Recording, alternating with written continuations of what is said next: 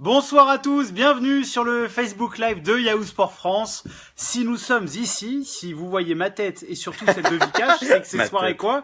Soirée européenne, bien évidemment. Demi-finale retour de Ligue des Champions. Je suis avec Vikash Dorasso. Le Real Madrid, qui s'est imposé 2-1 en Allemagne, accueille le Bayern Munich au Santiago Bernabéu. On va vous faire vivre cet avant-match en direct avec Vikash Dorasso. Vous allez pouvoir poser vos questions. Vous en avez l'habitude. Bonsoir Vikash. Ouais, salut à tous. Ta bonne mine. Bah, je suis super content. On va encore kiffer, j'imagine. Qu'est-ce que nous réserve ces trois belles soirées? Exactement. On va, comme souvent en ce moment, on va passer toute la semaine ensemble, toutes nos soirées ensemble. Oubliez vos amis, oubliez vos compagnes, vos compagnons. On est ensemble. Je vais tout de suite vous donner les compositions d'équipe. On va commencer par l'équipe qui accueille. L'équipe qui est coachée par le plus grand, l'un des plus grands joueurs de tous les temps, certainement l'un des plus grands coachs de tous les temps, Zinedine Zidane. Qu'est-ce qui nous a concocté le père Zidane? Eh ben c'est simple, c'est un 4-3-3 ou 4-4-2 losange. C'est comme vous le souhaitez. Dans les cages, on retrouve Keylor Navas au poste de latéral droit et c'est assez inhabituel. Il nous fait une petite innovation. Une Bounassar. Voilà, une Bounassar, exactement, Vikash. On retrouve Lucas Vasquez, milieu offensif de formation au poste de latéral droit, charnière centrale habituel avec Sergio Ramos et notre franchise Raphaël Varane à gauche, l'immense, l'excellent Marcelo. Alors, si on part dans l'hypothèse que c'est un 4-4 de losange, devant la défense, on retrouve Matteo Kovacic, au poste de relayeur Toni Kroos, Modric, et derrière un duo d'attaquants Benzema, Ronaldo, Marco Asensio. Si on part d'un principe que c'est un 4-3-3, et à mon sens, on va se diriger vers ça, on va retrouver un milieu à 3 interchangeable, à mon avis, entre Kovacic et Toni Kroos qui vont prendre successivement le poste de sentinelle, Modric relayeur, à gauche Cristiano Ronaldo, à droite Marco Asensio en fausse patte le droitier et le gaucher, et puis en pointe Karim Benzema. Information principale de cette compo, c'est le retour de Benzema titulaire dans une affiche importante, Vikash. Ouais, Isco est blessé. Oui. Bale toujours sur le banc. Bale toujours sur le banc, et à droite Carjaval blessé aussi. 3 semaines. Ouais. Donc voilà, il sort Casemiro aussi, c'est un choix très fort qui a été moins bien. D'ailleurs, moins bien. C'est moins bien. Bon, il est fatigué. Je pense qu'il doit être épuisé. Le gars, ça fait 3 ans qu'il tient la baraque au milieu de terrain, il en peut plus. Alors c'est vrai que quand il met Kovacic, comme Kovacic, c'est un mec qui prend et qui avance. Qui récupère, qui avance, qui a besoin de, il peut pas rester devant la défense. C'est un mec qui a de la puissance, quoi. Je te pose la question parce que pour le coup, ça t'est arrivé.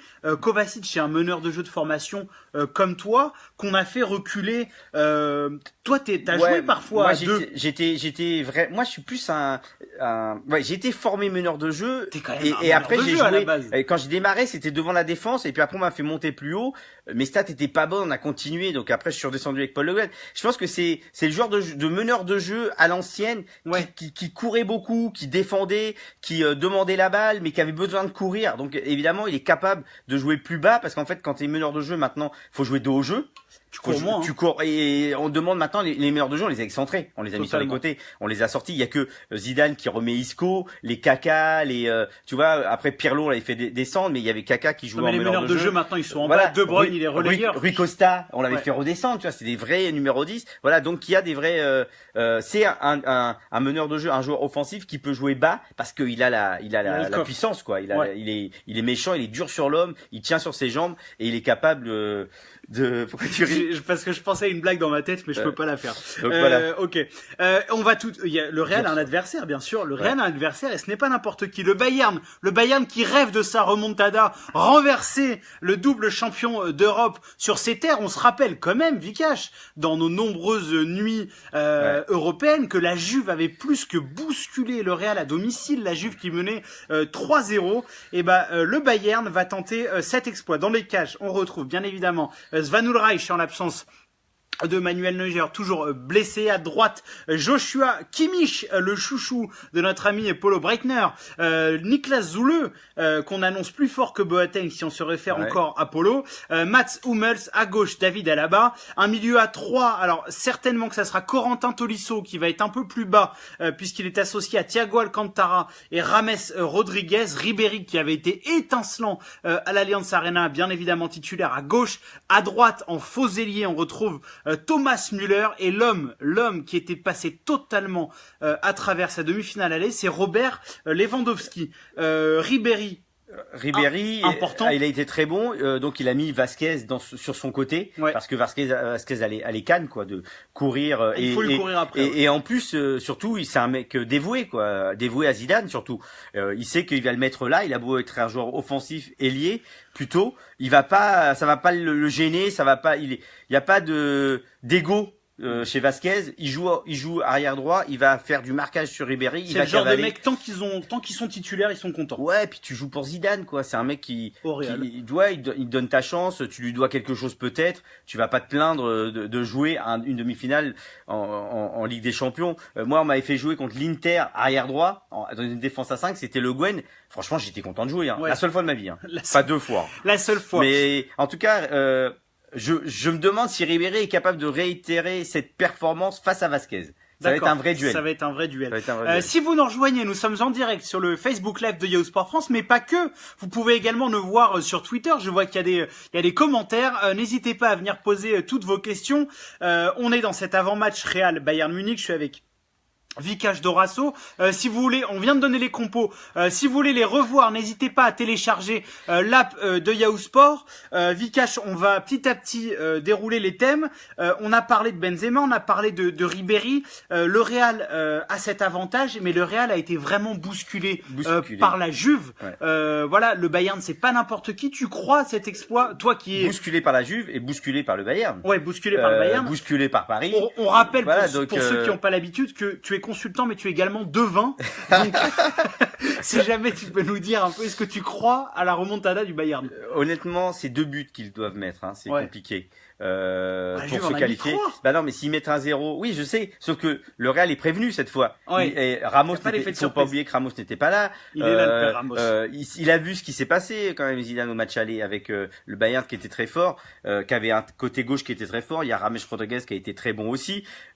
Kimmich, Robben qui est sorti très vite, ça a été un vrai problème. Donc c'est pas anodin ce qu'il fait. Il met quelqu'un dans la zone de Ribéry, mais quelqu'un dans la zone de Rames Rodriguez, qui ça va être Kovacic, je pense qu'il va se charger de monter. Il risque d'y avoir un individuel, Peut-être pas l'individuel, mais surtout l'empêcher de se retourner, parce que si tu te souviens au match aller, Rodriguez s'est mis dans les zones un peu neutres entre les lignes, tac tac, et il se retournait très vite. Il se retournait très vite. S'il a quelqu'un qui l'empêche de se retourner, il l'empêche de faire la passe, c'est lui qui avait fait la passe de but. Donc c'est Zidane, il est pragmatique, c'est les mots qu'on utilise maintenant. Réaliste, Zidane est réaliste. Ouais, Zidane est réaliste. N'hésitez pas à venir poser toutes vos questions. Il y a Patrick qui dit Zidane, excellent entraîneur depuis Haïti à la Madrid, nous dit Ernest. Victoire 3-0 pour le Bayern. C'est la victoire du Real Madrid aujourd'hui, nous dit Léa. Bonne chance au Real, nous dit Camara. Bayern, trop de joueurs blessés pour renverser le Real, nous dit Amsic. Courage au Real, vamos, nous dit Babara. Alors, question pour toi, c'est Ismaël qui dit pourquoi Zidane a-t-il sorti Casemiro? Je pense qu'il est un peu fatigué. Je pense qu'il préfère avoir 2 joueurs dans l'axe parce que si tu joues, je pense qu'ils vont jouer à 2 dans l'axe. J'ai l'impression, plus qu'à seul Kovacic devant et Kroos et Modric. Je pense que ça va être plutôt 2. D'accord. 2 et côté. J'ai ce sentiment là, parce que ça va permettre à celui qui sort d'être protégé par celui qui sort sur Rodriguez par exemple. Ouais. Tu vois, moi je vois pas trop ça. Un 4-4 de losange. Moi, je vois pas ça du tout. Je vois plutôt 2 devant la défense plutôt que. Et il faut qu'il protège cet axe. Il faut qu'il l'empêche Rodriguez de faire la différence. Il y a aussi maintenant Alcantara qui n'a pas joué mais qui a été dangereux. Tu te souviens la belle passe qu'il fait sur Ribéry. il y a Ribéry, il y a du talent en face, hein. Et ils ont été capables de trouver des occasions et de mettre en danger le Real Madrid. Le Real Madrid a été quand même chanceux, hein, si on revoit le match, si on repense au match. Ils ont été ultra réalistes. N'hésitez pas à venir toujours poser vos questions. 2-0 pour le Bayern, nous dit Ricky. 2-0 pour le Bayern, nous dit David. Beaucoup de personnes sont confiantes quant à la remontada des Munichois. Vamos Madrid, nous dit Moussa. Ah bah tiens, on a une question perso pour toi, Vikash, je te la pose, parce que c'est vrai que je n'ai pas compris non plus. Pourquoi tu as arrêté le foot si tôt? Déjà, c'est eux qui m'ont arrêté, pour commencer. Ils m'ont viré, ils m'ont dit tu viens pas, on te paye, tu viens pas. Tu parles du PSG. PSG. Et puis après, ça a été dur c'est dur de jouer au foot. Ce que font les joueurs du Real Madrid, tous ces gars-là qui remettent ça tous les ans, se préparer avec une hygiène de vie, avec le sommeil, avec la préparation, la récupération, le travail qu'il faut pour être à ce niveau-là. Quand moi je suis revenu de la Coupe du Monde, j'ai été viré, il a fallu retrouver un club, ça a été dur de repartir, de se remettre en position d'être un sportif de très haut niveau. C'est beaucoup d'efforts, beaucoup de sacrifices, c'est aussi beaucoup de plaisir, mais ça, l'un va pas sans l'autre. Ouais. Et j'étais plus prêt à ça, il fallait arrêter avant que eux m'arrêtent définitivement. Heureusement pour nous, puisque tu travailles avec nous désormais, on est très heureux. Il y a David Fernandez qui nous pose cette question. Cristiano Ronaldo est-il le meilleur joueur de tous les temps? Bah non. D'ailleurs, on a fait une petite simulation d'équipe type, tu vois. J'ai pas mis Cristiano Ronaldo dedans, j'ai pas mis Zidane non plus. Ouais. Y a tellement de grands joueurs. Je la referai demain cette équipe. Peut-être que je mets Zidane et Cristiano Ronaldo. Ouais. Non mais est-ce que pour toi, est-ce que tu penses que c'est le plus grand de tous les temps? Pour moi, le plus grand c'est Diego Maradona. Voilà, un mec qui met des mains, qui met des mains, qui gagne une Coupe du Monde. Et voilà, Cristiano Ronaldo n'a pas gagné la Coupe du Monde. C'est peut-être stupide ce que je dis et que on peut pas juger les gens. Johan Cruyff l'a pas gagné, il est pourtant un des plus grands joueurs de tous les temps, lui aussi. George Best l'a pas gagné, Eusebio l'a pas gagné, mais Pelé l'a gagné 3 fois, les gars. Ouais. C'est quelque chose. Zidane l'a gagné une fois, il a marqué en finale, il a marqué une deuxième fois en finale, tu vois. Cristiano Ronaldo, il a pas joué la finale de l'Euro, malheureusement. Ouais. Il a quand même gagné l'Euro. Messi va peut-être le faire. Voilà, il y a tellement de grands joueurs. Ouais.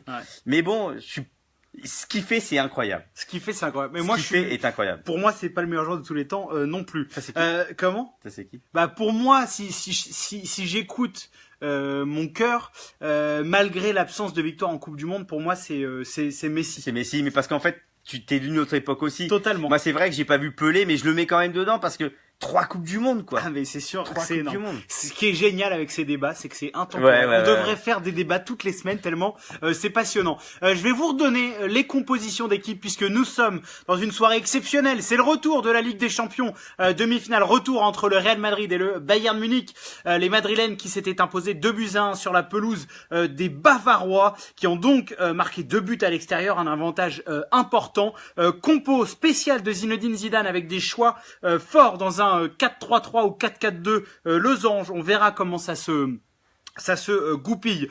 Dans les cages, Keylor Navas au poste de latéral droit pour remplacer Dani Carvajal qui est blessé. C'est le milieu de formation. Lucas Vazquez à gauche. On retrouve Marcelo, charnière centrale classique habituel composé de Sergio Ramos et de Raphaël Varane. Milieu à 3 composé de Kovacic, Kroos, Modric et puis les offensifs Asensio, Benzema, Ronaldo. Retour donc de Karim Benzema titulaire dans une rencontre qui compte.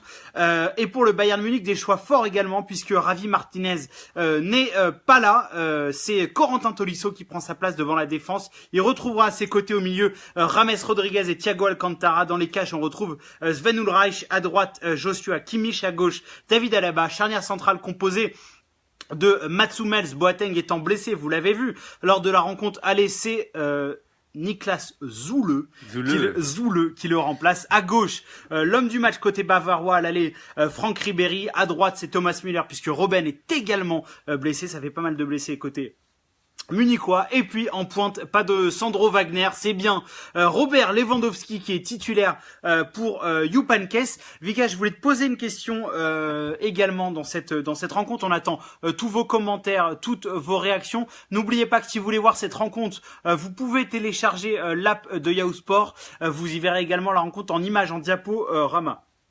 Alors, il y a quelqu'un qui joue gros ce soir, c'est Corentin Tolisso, parce qu'il n'est pas toujours titulaire avec le Bayern. Là, c'est quand même une grosse responsabilité, parce que le Bayern est en quête de résultats. Il y a aussi la Coupe du Monde. C'est un match très important pour le Français. Très très important. Jusqu'à présent, il a jamais déçu. On a l'impression que ça va caler, et ça cale pas. Et moi, j'aime beaucoup ce joueur. Devant la défense, il est d'une simplicité évidente. Il touche la balle et il se passe quelque chose. Il n'aura pas le droit de se projeter. Il sera peut-être moins dangereux sur coup de pied arrêté parce que il est capable de monter. En fait, il donne la balle, il avance et il va mettre la tête. Là, il aura pas le droit. C'est un joueur tout le temps en mouvement. Voilà, tout le temps en mouvement et très très efficace quoi. Ça, il touche peu la balle, ça avance. Évidemment, il va jouer devant la défense, donc c'est le rôle d'un joueur qui doit rester devant la défense. Il est bon défensivement. Il joue debout. C'est un mec qui reste debout, qui tacle pas beaucoup, moi j'ai confiance en lui, il est capable de jouer à ce haut niveau, il est capable de montrer que c'est peut-être lui la surprise du mondial, peut-être que il sera un titulaire de cette équipe de Deschamps, pourquoi pas hein. Peut-être il a il y a du monde au milieu de terrain. Ouais. En tout cas sa chance, Martinez est un peu blessé, il joue pas. Je pense qu'il pouvait faire jouer Martinez. Hein. C'est un choix fort quand même. Oui, pour moi c'est un choix parce qu'il n'était pas non plus totalement forfait, ravi. Martinez. Il y a Gismé qui dit ma seule inquiétude, c'est Lucas Vazquez en défense. On le rappelle, milieu de formation. Il cavale Vazquez. Hein. Comment? Il cavale. Ah oui, il cavale. Il a les jambes, il a le. Voilà, il va le faire le boulot sur Ribéry. Virgile est confiant pour Tolisso, il dit il va apporter ce soir. Il y a également quelqu'un qui joue gros Vikash, c'est Robert Lewandowski, parce que Robert Lewandowski il vit une saison contrasté en coulisses. Il a plusieurs fois critiqué ses dirigeants. On lui prête des envies d'ailleurs, notamment de rejoindre le Real. Il y a quand même, que ça soit pour Benzema qui est en difficulté et Lewandowski qui est un peu chatouillé par ses dirigeants parce qu'il a vraiment été transparent à l'aller. Lewandowski, le Bayern a besoin d'un immense Lewandowski. À ce niveau-là, tout le monde doit être très fort. Et évidemment, les joueurs majeurs comme Lewandowski, c'est lui qui faut marquer des buts. Donc le plus dur dans le foot. Si je me trompe. C'est pas le plus dur, mais c'est le plus important. On peut bien jouer, être super et tirer sur le poteau, ça vaut rien. Et Lewandowski a pas été bon. Il est capable, ce mec. Il est assez impressionnant. Il est capable d'être très bon. Il joue pas sa vie sur ce match-là. C'est un match important. Il est quand même, il est quand même au Bayern Munich. Hein, ça va. La vie est pas si grave que ça. Non, mais je veux dire, il veut partir. C'est un match important. C'est important pour tout le monde. C'est important pour lui. Les avancantes, c'est très rare. Les avancantes comme lui, c'est très très rare. C'est des mecs qui planquent 40 points. De toute façon, il reste parmi le top 10, le top 5 des grands avancantes. Et évidemment, c'est dur parce que il faut mettre 2 buts. Un suffira pas et on compte sur. Il y a Thomas Müller qui a été moins bon aussi au match aller. Paulo Breitner nous parlait beaucoup de lui. C'est vrai qu'il m'a un peu déçu, mais Thomas Müller on le connaît aussi avec l'équipe d'Allemagne, champion du monde aussi. Donc bien sûr. Un grand joueur. Alors la composition de Zidane avec le losange ne me rassure pas. Alors pour l'instant, on n'est pas encore tout à fait sûr que ça soit un 4-4-2 losange. Peut-être, et c'est souvent le cas avec le Real Madrid. C'est que dans les phases de transition offensive, tout le monde se resserre un peu et ça devient 4-4-2 losange, mais à la perte du ballon, ça se transforme en 4-3-3 avec Ronaldo et Asensio qui défendent sur les couloirs. Donc ça peut être aussi une tactique muable en cours de rencontre. Vasquez, pas mal de. À quelle heure le coup d'envoi nous demande c'est à 45, donc ça va être maintenant. On va vous laisser et vous remercier de nous avoir suivis sur Twitter et sur Facebook. On se retrouve bien évidemment à la mi-temps. Je serai toujours avec Vikash. On se retrouve également à la fin de la rencontre. On vous remercie et à tout à l'heure.